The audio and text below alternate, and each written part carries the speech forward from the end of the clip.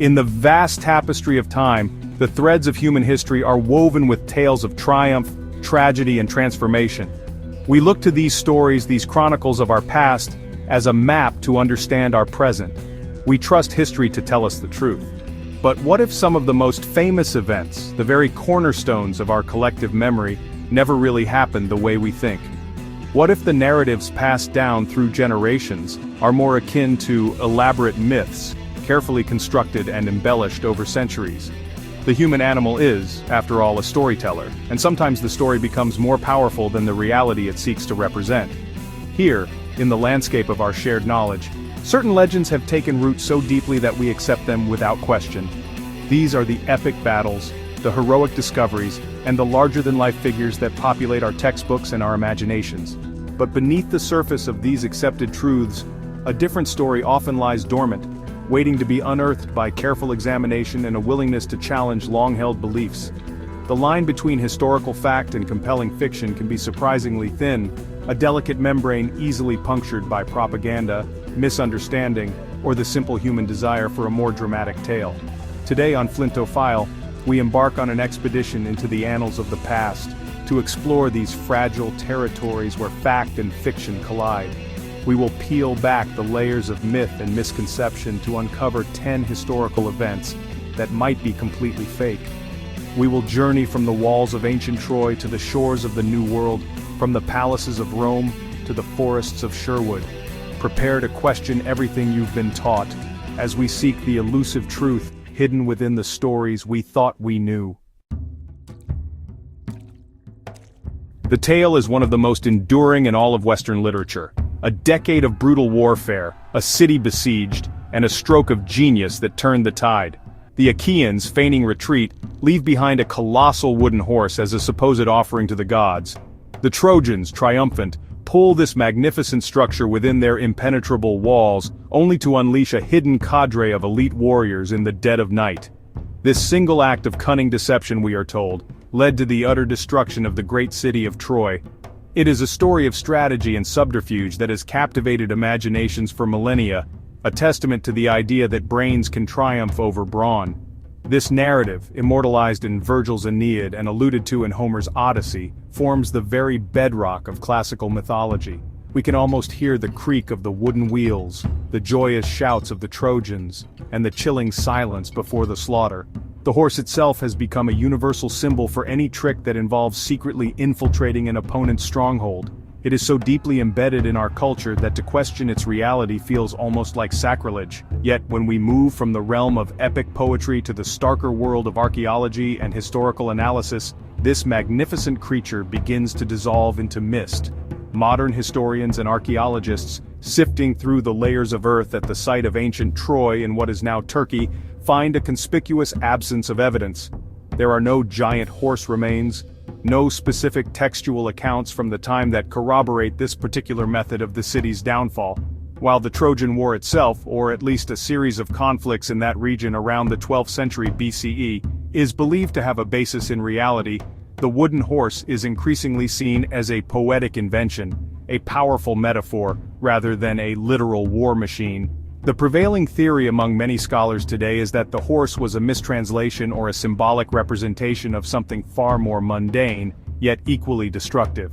It may have been a powerful siege engine, perhaps a battering ram, that was either shaped like a horse or simply given that moniker by the soldiers who operated it. Another compelling possibility is that the horse was a metaphor for an earthquake that breached Troy's formidable walls. The god Poseidon, who was not only the god of the sea but also of horses and earthquakes, could have been credited with the city's fall, a divine intervention later personified as the gift of the wooden horse. So the image of soldiers clambering out of a hollow statue is likely a fabrication, a brilliant piece of storytelling that has outlived the truth it was meant to represent. The fall of Troy was probably a brutal and straightforward affair, a story of siege warfare, attrition, and perhaps a natural disaster. The wooden horse, it seems, was not a vehicle for Greek soldiers, but rather a vehicle for a timeless narrative, carrying a legend through the centuries far more effectively than it ever carried warriors through the gates of a city. In the year 1492, as the familiar rhyme goes, an Italian explorer named Christopher Columbus, sailing under the Spanish flag, sailed the ocean blue and discovered America. This event is enshrined in history as the moment the Old World and the New World were connected, a pivotal point that reshaped global maps and destinies. For centuries, Columbus has been celebrated as a heroic and visionary navigator, a man who defied convention and sailed into the unknown, single-handedly revealing the existence of two vast continents to a stunned European audience.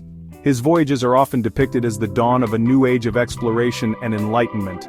However, this narrative of a singular heroic discovery is a profound simplification, a myth that erases a much longer and more complex story.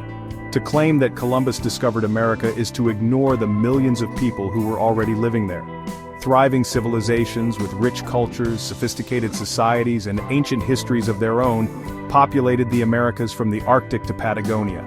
The Aztecs, the Inca, the Maya, the Iroquois, the Cherokee, these were not undiscovered peoples waiting for a European to arrive and give their existence meaning. They had their own worlds, their own maps, and their own histories long before Columbus's ships ever appeared on the horizon. From their perspective, Columbus was not a discoverer, but an invader.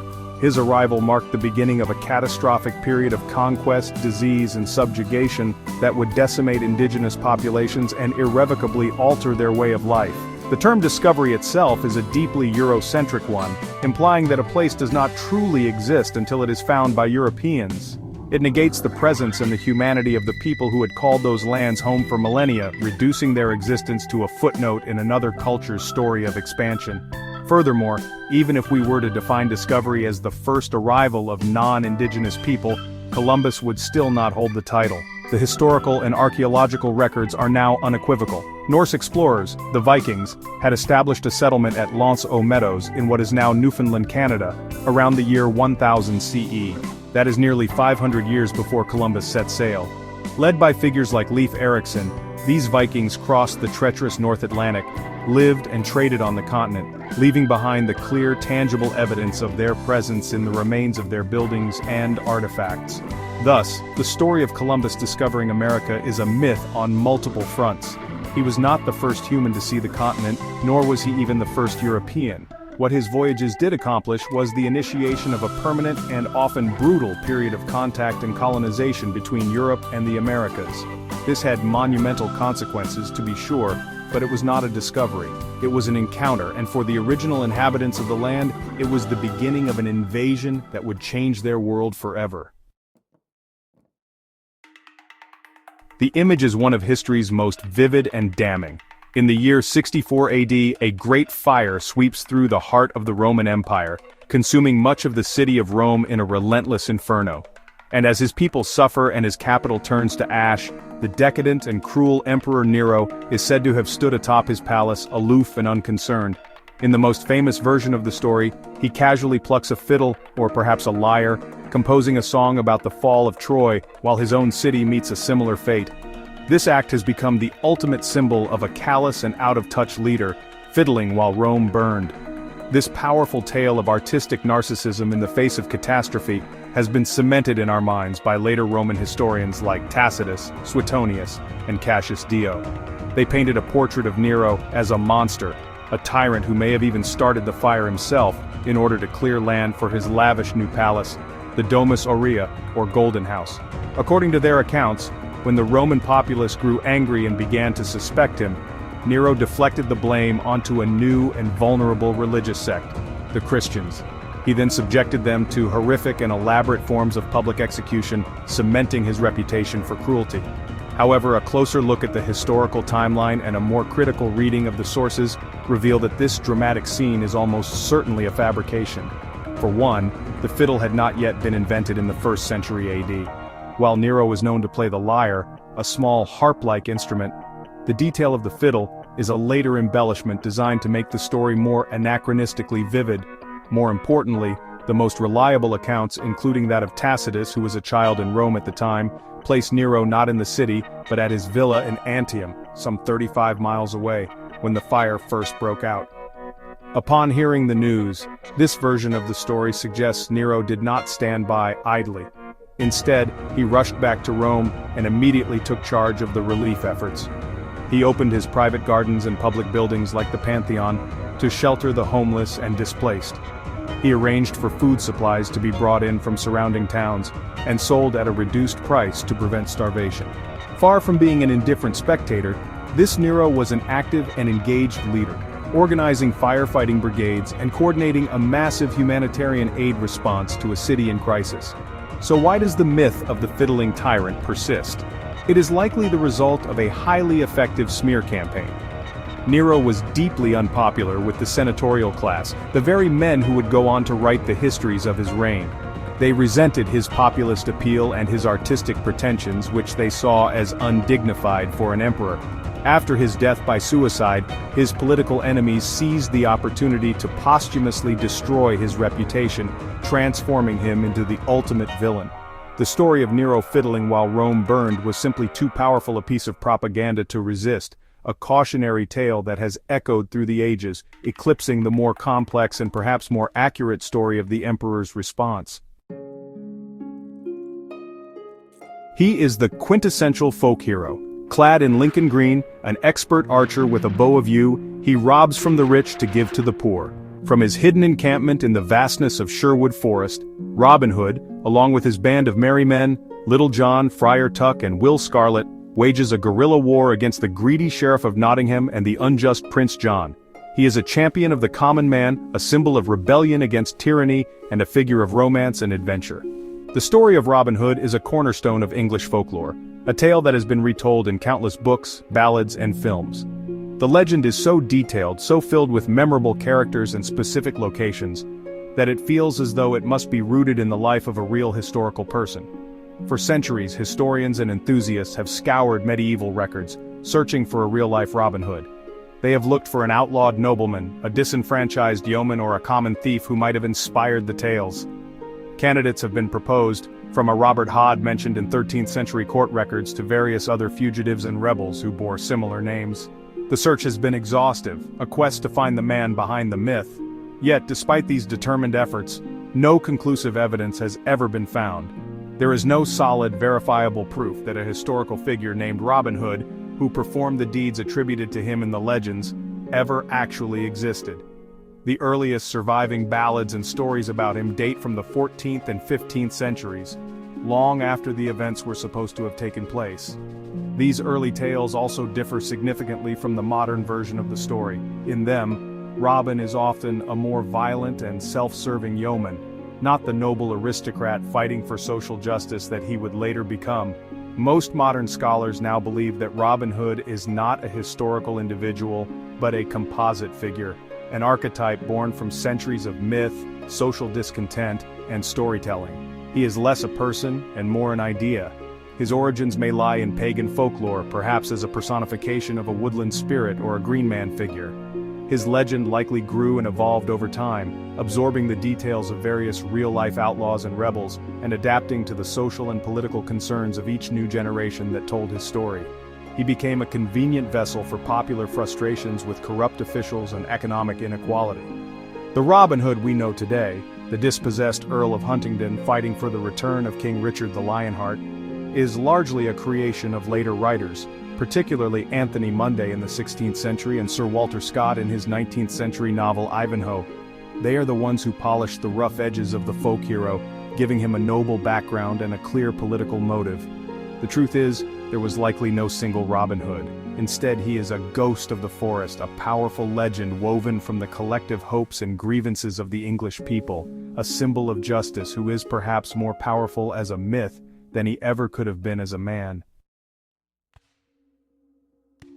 It is one of the most iconic acts of defiance in American history, a pivotal event on the road to revolution. On a cold December night in 1773, a group of colonists, members of the secret organization known as the Sons of Liberty, disguised themselves as Mohawk Indians. They board 3 ships belonging to the British East India Company, which are moored in Boston Harbor. In a bold act of political protest against the Tea Act and the principle of taxation without representation, they proceed to smash open 342 chests of tea and dump the entire valuable cargo into the frigid waters. This event, the Boston Tea Party, is portrayed as a spontaneous and heroic uprising of ordinary citizens against British oppression. The story serves as a powerful founding myth for the United States. It captures the spirit of American rebellion and the refusal to bow to tyrannical authority. The image of colonists dressed as Native Americans, symbolically reclaiming a form of American identity while rejecting British goods, is deeply ingrained in the national consciousness.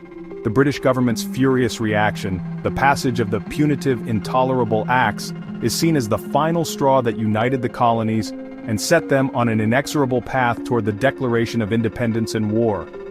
The Tea Party is the spark that lit the revolutionary flame. However, some historians suggest that the reality of the event, and its immediate perception, may have been more complicated and less universally heroic than the legend suggests. While the protests certainly happened, the scale and significance may have been strategically exaggerated in the years that followed. The narrative of a grassroots popular uprising was incredibly useful for propagandists like Samuel Adams, who were working to galvanize anti-British sentiment throughout the 13 colonies. They needed to frame the event not as an isolated act of vandalism by a radical few, but as a defining moment of collective colonial will. In fact, the immediate reaction to the destruction of the tea was not one of universal praise. Many prominent colonial figures, including George Washington and Benjamin Franklin, expressed their disapproval. They believed the destruction of private property was a step too far and worried it would undermine their cause and justify a harsher British crackdown. Franklin even offered to pay the East India Company for the lost tea out of his own pocket. The event was not initially called the Boston Tea Party. That name only became popular decades later in the 1820s, when a new generation sought to memorialize the Revolutionary period and craft a tidy, heroic origin story for the nation. The story was polished and retold, its rough edges smoothed over. The participants, who had remained anonymous for fear of prosecution, were elevated to the status of folk heroes. The event was transformed from a controversial act of property destruction into a noble and pivotal moment of patriotic sacrifice. While undeniably a significant act of protest, its portrayal as a universally celebrated defining moment of the pre-revolutionary era might be a case of history being rewritten by the victors to create a more compelling and unified narrative. The tempest in the harbor was real, but its role as the sole catalyst for revolution may be something of an overstatement. Her name is synonymous with seductive, irresistible beauty. Cleopatra VII, the last pharaoh of ancient Egypt, has been immortalized as one of history's greatest sirens. The story we are told is of a woman so breathtakingly beautiful that she could bring the most powerful men in the world to their knees. She is said to have captivated Julius Caesar, the formidable general of Rome, and later Mark Antony, his ambitious successor. Her allure was her primary weapon, a physical perfection so potent that it altered the course of empires. She is the ultimate femme fatale, whose face, not her mind, was her greatest asset.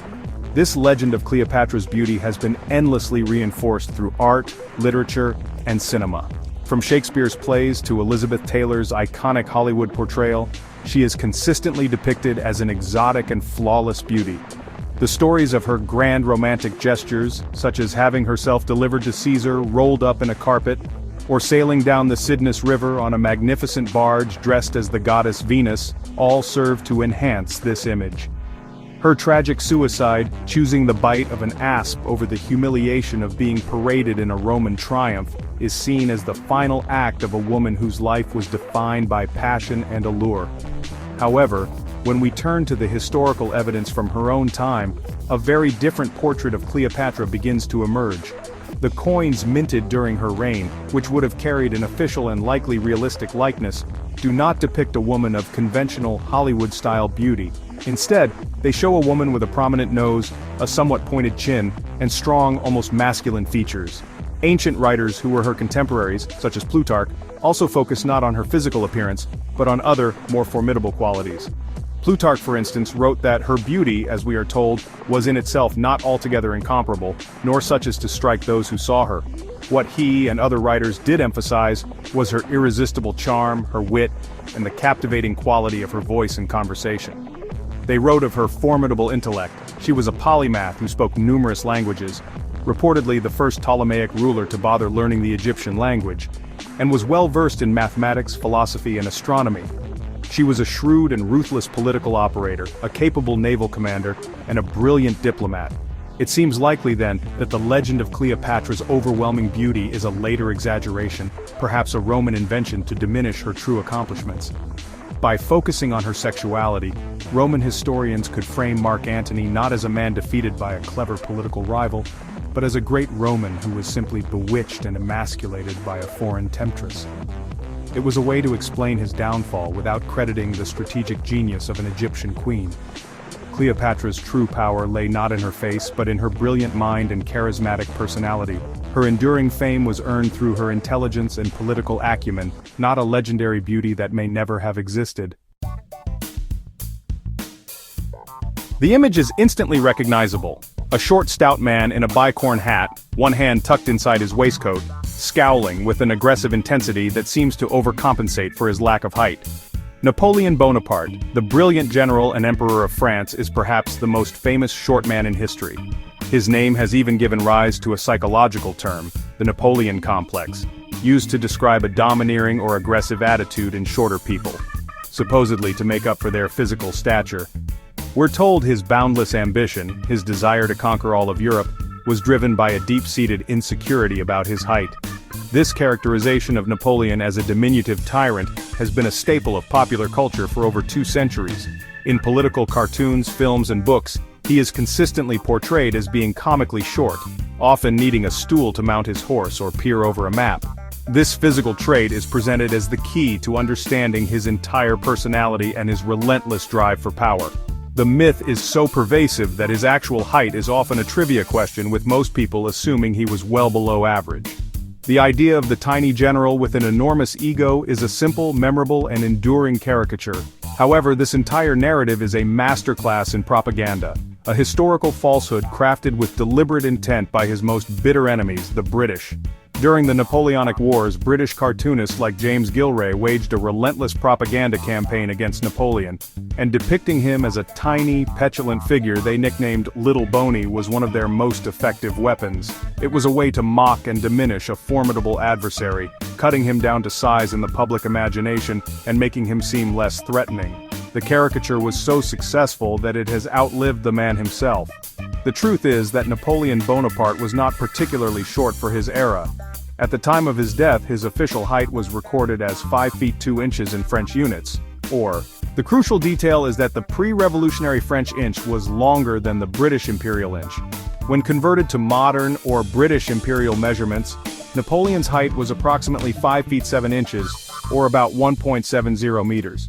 The average height for a French man at the beginning of the 19th century was around 5 feet 5 inches. Far from being a short man, Napoleon was actually slightly taller than average. The confusion was further compounded by his habit of surrounding himself with his imperial guard, an elite unit whose soldiers were all required to be of above-average height, which would have made him appear shorter by comparison. The British press eagerly seized on the French measurement, ignoring the conversion because it fit their narrative perfectly. So, a myth was born, not from reality, but from a combination of measurement discrepancies and a brilliant, sustained campaign of enemy propaganda. The great conqueror's legendary short stature is, in reality, one of history's most successful character assassinations.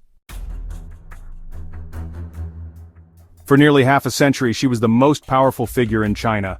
Empress Dowager from the Manchu Yehe Nara clan ruled the Qing dynasty from behind the throne, first as a regent for her young son and later for her nephew.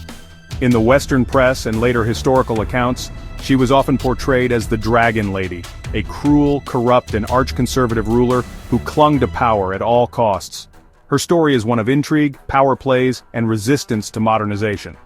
Her official death in 1908 was recorded as being from natural causes, a peaceful end to a long and tumultuous reign.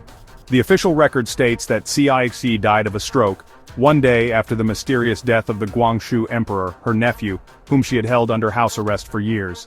The timing was seen as a remarkable coincidence, but for a long time, it was the accepted version of events. Cixi, an old woman in her 70s, simply succumbed to illness and old age. Her death marked the end of an era, and just a few years later, the Qing dynasty itself would collapse, ushering in the Republic of China. The story seemed closed, another chapter in China's long history. However, suspicions and rumors have always swirled around the convenient timing of these 2 imperial deaths. The Guangxu emperor was young and, while not in robust health, was not expected to die so suddenly.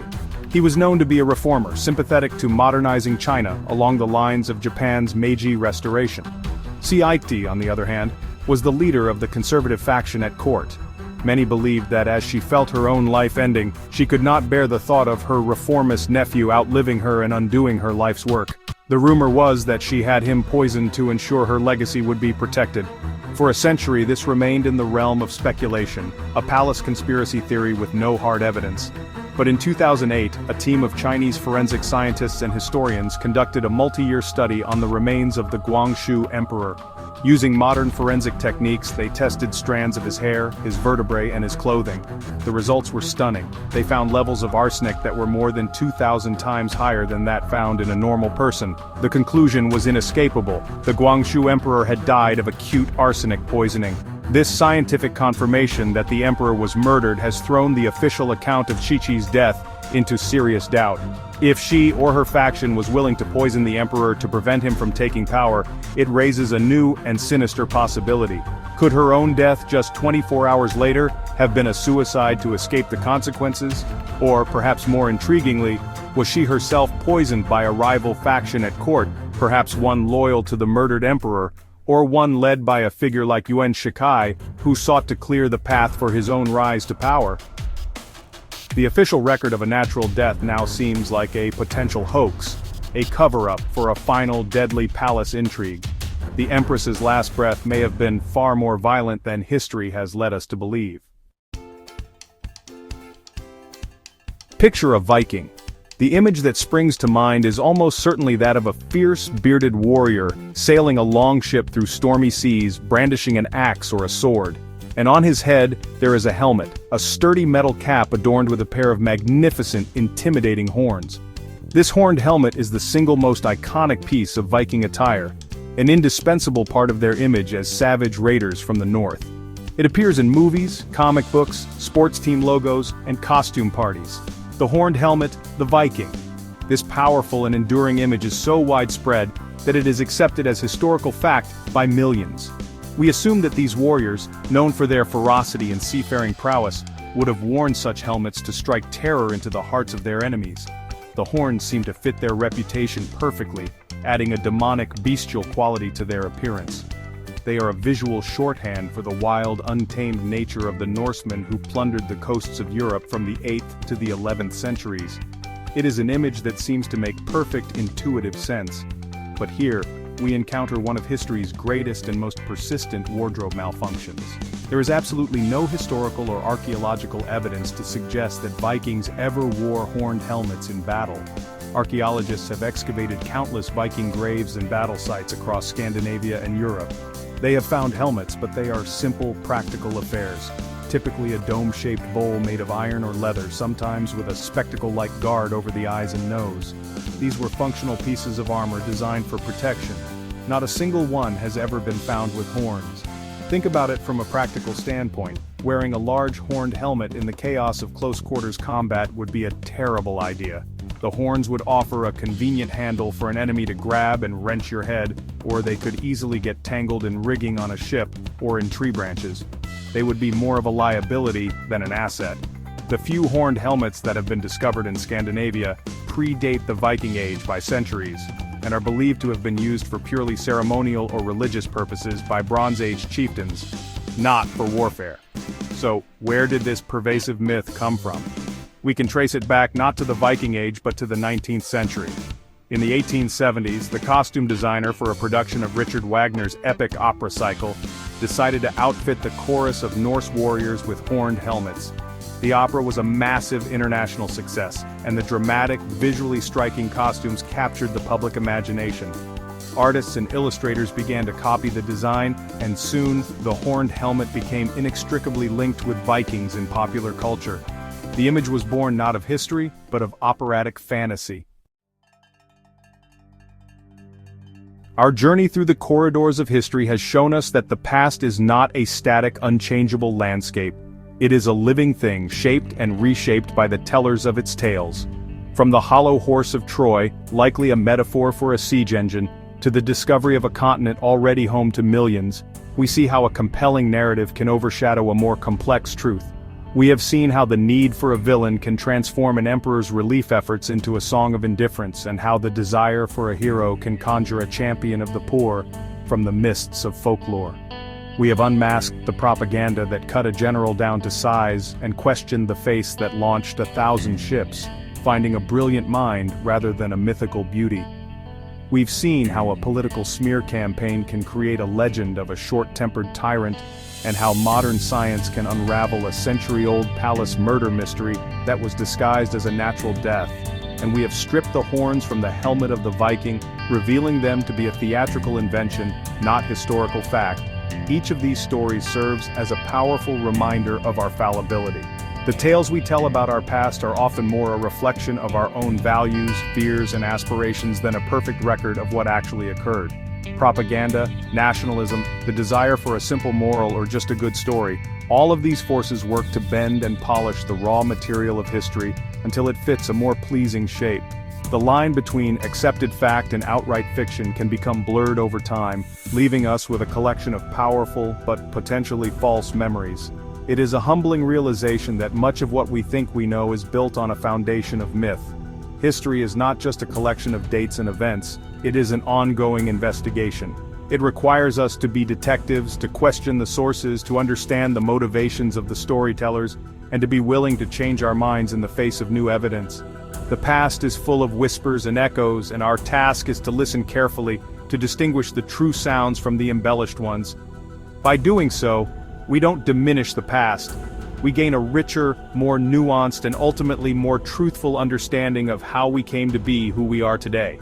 The most fascinating part of history is that it is never truly over. There are always new discoveries to be made, new interpretations to consider, and new myths to debunk. The 10 stories we've explored today are just the tip of the iceberg, a glimpse into the vast landscape of historical revision. The truth is out there, but it often lies buried beneath centuries of storytelling. The quest to uncover it is one of the most important journeys we can undertake, for in understanding the past more clearly, we can navigate the present with greater wisdom. And so, our expedition through the contested territories of the past comes to a close. We have seen how some of our most cherished historical narratives may be more fragile than they appear, constructed from the threads of propaganda, misunderstanding, and the simple, powerful human need for a good story. History is written by the victors, as the saying goes, but sometimes the truth gets lost, not in the grand pronouncements of conquerors, but in the quiet, gradual erosion of fact over centuries of retelling. The line between what happened and what we remember is a fascinating and often deceptive place. These stories, from the myth of Napoleon's height to the romantic invention of the Vikings' horned helmet, reveal a crucial truth, that our perception of the past is an active, ongoing creation. It is not a fixed monument we visit, but a landscape we continually shape. Recognizing the myths is not about erasing our heroes or villains, it is about seeking a deeper, more authentic connection with the people and events that came before us. It challenges us to be more critical thinkers, to question the narratives we are handed, and to appreciate the complexity behind the simple tales. The past is a vast and mysterious ocean, and what we have explored today are just a few of its many islands of doubt. There are countless other stories waiting to be re-examined, other facts waiting to be challenged. Which of these blew your mind? Was there a myth you believed your whole life that has now been shattered? Let me know in the comments below. I'd love to hear your thoughts. And if you enjoy digging for the truth beneath the surface of history, don't forget to subscribe to Flinto File for more incredible facts and forgotten stories. Thank you for joining me.